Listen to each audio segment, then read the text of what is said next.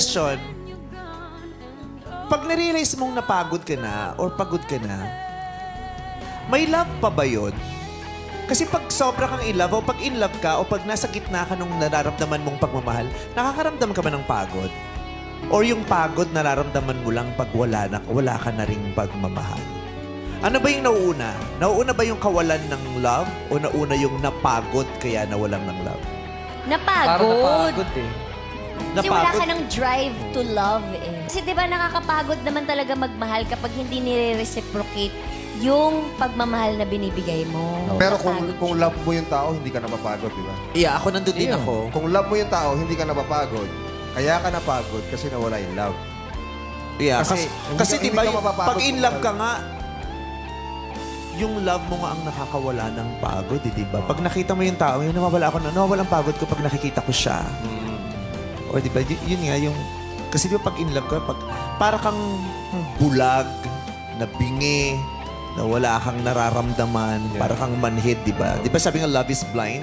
Yes. Di lang siya blinding eh, numbing pa siya eh, di ba? Nakakamanhid siya. Doon tayo sa, nawala mo na yung love, kaya siya napagod. Oo. Kasi, sa grupo nyo. Sa grupo namin, napagod kaya nawala yung love. Okay, sa ating mga netizens, so ano, Team Vice Bong po ba? Vice Jong kayo o Kim Bong? Kim Bong po.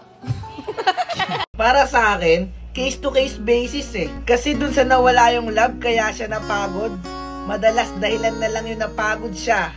Kasi ang totoo, mayroon na siyang pinagbabalingang iba. Nawala na yung love niya dun sa isa, kasi mayroon ng ibang nagpapasaya sa kanya. Dahilan na lang yung napagod siya.